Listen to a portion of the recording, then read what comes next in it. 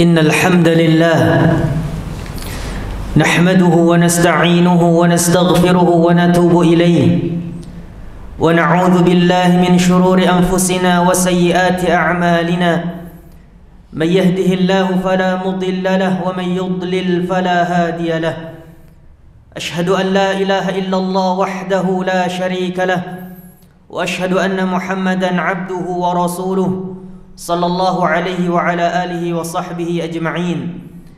يقول ربنا تبارك وتعالى: يا أيها الذين آمنوا اتقوا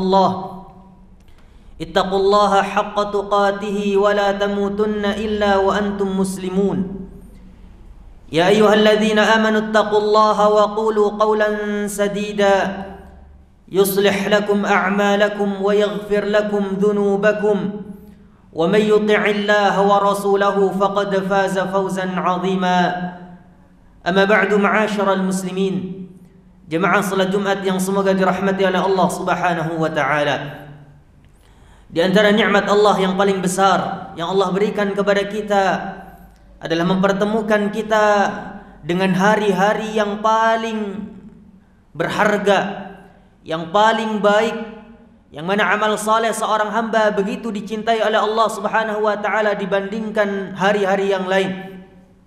Hari yang lebih baik dibandingkan 360 hari yang lain yang Allah Subhanahu wa taala berikan kepada kita di dalam satu tahun. Saking mulianya satu hari ini para jemaah, atau saking mulianya hari-hari ini para jemaah dimuliakan oleh Allah. Allah Subhanahu wa taala sampai bersumpah dengannya. Di dalam surah Al-Fajr Allah berfirman, wal fajri wa layalin ashar, dan demi fajar dan demi 10 hari. Yang kata para ulama, ay al-ashrul awail min Dzulhijjah, yaitu 10 hari pertama dari bulan Dzulhijjah. Ma'asyiral muslimin rahimani wa rahimakumullah, di antara keutamaannya yang begitu menggembirakan hati-hati orang yang beriman, bahwasanya amal saleh yang dikerjakan oleh seorang hamba di 10 hari pertama dari bulan Dzulhijjah ini lebih dicintai oleh Allah Subhanahu wa taala dibandingkan amal saleh yang dikerjakan di hari-hari yang lain. Sehingga satu rakaat yang kita lakukan di 10 hari pertama dari bulan Dzulhijjah itu lebih dicintai oleh Allah dibandingkan rakaat-rakaat yang kita kerjakan di hari-hari yang lain.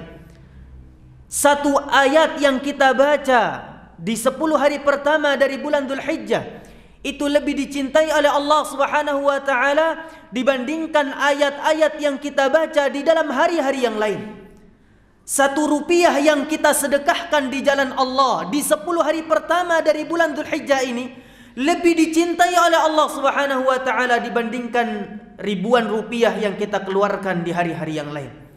Hal ini berdasarkan apa yang disabdakan oleh Rasulullah sallallahu alaihi wasallam di dalam hadis yang diriwayatkan oleh Imam Al-Bukhari. Rasul bersabda, "Ma min ayyamin al-'amalu as-salihu fihi ahabbu ila Allah min hadhihi al-ayyamil 'ashr." Tidak ada satu hari pun yang amal saleh seorang hamba di dalamnya lebih Allah cintai dibandingkan amal saleh yang dikerjakan di 10 hari pertama dari bulan Dzulhijjah ini. Kemudian para sahabat bertanya dengan nada penasaran, walal jihadu fi sabilillah, wahai Rasulullah, apakah amal saleh yang dikerjakan di 10 hari pertama dari bulan Dzulhijjah lebih dicintai oleh Allah dibandingkan jihad fi sabilillah? Maka Rasul sallallahu alaihi wasallam menjawab, walal jihadu fi sabilillah, bahkan amal saleh di dalamnya lebih Allah cintai dibandingkan jihad fi sabilillah. Illa rajulun kharaja bi nafsihi wa malih thumma lam yarji' minhu ma syai'un. Kata Nabi sallallahu alaihi wasallam, kecuali seseorang yang keluar ke medan perang dengan jiwa dan hartanya lalu tidak ada yang kembali dari keduanya, yakni dia mati syahid di jalan Allah Subhanahu wa taala. Para jemaah dimuliakan oleh Allah Subhanahu wa taala, sehingga sampai-sampai para ulama berbeda pendapat mana yang lebih utama, apakah 10 hari pertama di bulan Dzulhijjah ataukah 10 hari terakhir di bulan Ramadan. Maka sebagian para ulama berpendapat bahwa 10 hari pertama di bulan Dzulhijjah lebih utama dibandingkan 10 hari terakhir dari bulan Ramadan berdasarkan hadis yang baru saja kita bacakan.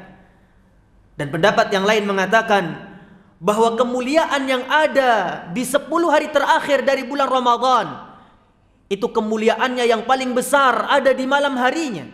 Sedangkan kemuliaan yang begitu besar di 10 hari pertama dari bulan Dzulhijjah ada di siang harinya. Ma'asyiral muslimin rahimani wa rahimakumullah.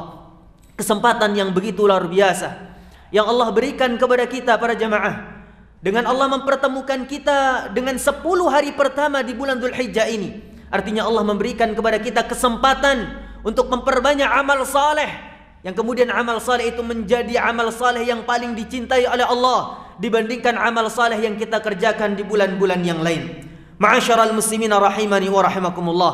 Di antara amal saleh yang bisa kita lakukan di bulan ini, khususnya di 10 hari pertama dari bulan Dzulhijjah ini, yang pertama dan yang paling utama ma'asyiral muslimin adalah meninggalkan kemaksiatan dan dosa-dosa besar.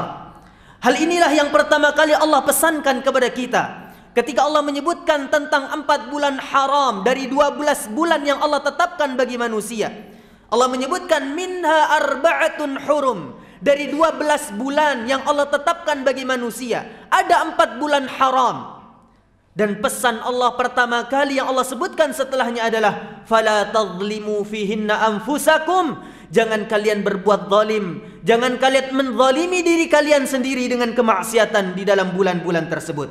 Maka ma'asyiral muslimin rahimani wa rahimakumullah, sebab para ulama menjelaskan setiap waktu, setiap tempat yang mana amal saleh seorang hamba pahalanya dilipat gandakan oleh Allah Subhanahu wa taala, di situ pula lah kemaksiatan seorang hamba dosanya akan dilipat gandakan oleh Allah Subhanahu wa taala. Sebaliknya, perbanyak taubat kepada Allah, perbanyak istighfar kepada Allah, perbanyak memohon ampunan kepada Allah Subhanahu wa taala atas dosa-dosa yang sudah kita lakukan. Amalan yang kedua ma'asyiral muslimin yang bisa kita kerjakan di 10 hari pertama dari bulan Dzulhijjah ini adalah memperbanyak puasa sunnah. Bahkan para ulama mengatakan disunnahkan bagi seorang muslim untuk berpuasa 9 hari penuh di awal bulan Dzulhijjah. Namun jikalau tidak mampu, sekurang-kurangnya jangan pernah meninggalkan puasa di tanggal 9 dari bulan Dzulhijjah, yaitu puasa hari Arafah. Karena sebab ganjaran dan pahala yang begitu besar yang Allah berikan kepada orang yang mau berpuasa di hari Arafah itu, yaitu sebagaimana yang disabdakan oleh Rasul sallallahu alaihi wasallam, wa siyamu yaumi Arafah ahtasibu 'ala Allahi ay yukaffira as-sanata al-madiyah wal baqiyah. Dan puasa hari Arafah, aku berharap kepada Allah agar puasa ini bisa menghapuskan dosa 1 tahun yang lalu dan dosa 1 tahun yang akan datang. Ma'asyiral muslimin rahimani wa rahimakumullah. Di antara amalan yang lain yang bisa kita kerjakan di bulan ini adalah memperbanyak zikir kepada Allah Subhanahu wa taala. Baik itu dengan zikir berupa takbir muqayyad yang kita semua sudah menghafal lafadznya, yaitu Allahu Akbar, Allahu Akbar, la ilaha illallah, Allahu Akbar walillahil hamd. Atau dengan zikir-zikir yang lain, semisal dengan bertasbih kepada Allah, bertahmid kepada Allah, bertakbir dan bertahlil kepada Allah Subhanahu wa taala. Hal ini berdasarkan dengan apa yang Allah Subhanahu wa taala firmankan, wa yadhkuru ismallahi fi ayyamin ma'lumat, dan agar mereka berzikir kepada Allah, menyebut nama Allah Subhanahu wa taala di hari-hari yang maklumat, hari-hari yang diketahui. Kata Abdullah bin Abbas, ay al-ashru min Dzulhijjah, yaitu 10 hari pertama dari bulan Dzulhijjah. Ma'asyiral muslimin rahimani wa rahimakumullah. Dan ini termasuk syiar ma'asyiral muslimin, termasuk sunnah yang perlu kita hidupkan kembali di tengah-tengah kaum muslimin, adalah bertakbir kapanpun dalam kondisi apapun. Kita bertakbir di 10 hari pertama dari bulan Dzulhijjah dengan lafaz takbir yang baru saja kita lafadzkan. Dan hal ini apa yang dicontohkan oleh di antara para sahabat Nabi sallallahu alaihi wasallam. Al-Imam Al-Bukhari meriwayatkan bahwa Abdullah bin Umar dan Abu Hurairah radhiyallahu taala anhu, apabila keduanya memasuki 10 hari pertama dari bulan Dzulhijjah, beliau keluar ke pasar lalu bertakbir dengan suara yang lantang di tengah-tengah manusia untuk mengingatkan mereka, sehingga orang-orang yang ada di pasar kemudian bertakbir ketika mendengar takbir-takbir mereka. Ma'asyiral muslimin, dan yang tidak kalah penting untuk kita lakukan di 10 hari pertama dari bulan Dzulhijjah adalah memperbanyak doa kepada Allah Subhanahu wa taala. Untuk memperbanyak doa kepada Allah Subhanahu wa taala, meminta apapun hajat kita untuk dunia dan kehidupan akhirat kita. Dan Nabi sallallahu alaihi wasallam bersabda, khairud du'a du'a'u yaumi Arafah. Sebaik-baik doa adalah doa yang dipanjatkan ketika bertepatan dengan hari Arafah, yaitu tanggal 9 dari bulan Dzulhijjah. Wa khairu ma qultuhu ana wan nabiyuna min qabli, dan sebaik-baik doa yang aku baca, demikian pula apa yang dibaca oleh para nabi sebelumku, adalah la ilaha illallah wahdahu la syarikalah lahul mulku wa lahul hamdu wa huwa ala kulli syai'in qadir.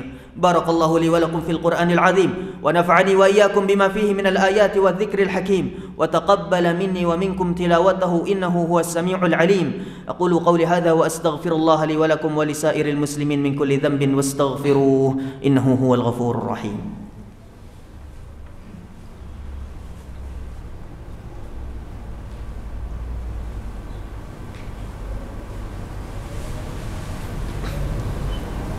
Bismillah wa kafa, wassalatu wassalamu ala rasulil huda wa ala alihi wa ashabihi wa man ijtaba ila yaumin nalqah.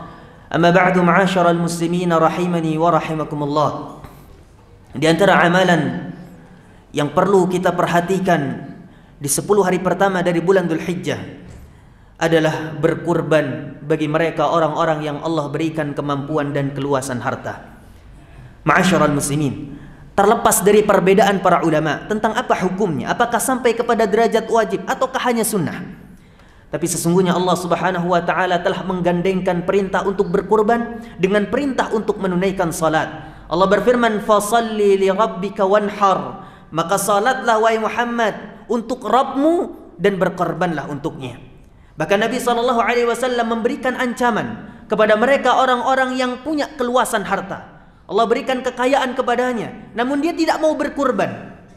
Maka Nabi SAW memberikan ancaman di dalam sabdanya, "Man kana lahu sa'atun wa lam yudhi fala yaqrabanna musallana." Siapapun yang punya keluasan harta namun tidak mau berkurban, maka jangan mendekati tempat salat Id kami. Maka ma'asyiral muslimin rahimani wa rahimakumullah, inilah amal-amal yang bisa kita amalkan di 10 hari pertama dari bulan Dzulhijjah. Maka berusahalah wahai ibadallah untuk memperbanyak ketaatan-ketaatan ini di hari-hari ini, agar amal-amal itu menjadi amal-amal yang terbaik di sisi Allah Subhanahu wa taala. Dan ingatlah bahwa 10 hari ini hanyalah hitungan 10, tidak lebih daripada itu para jemaah.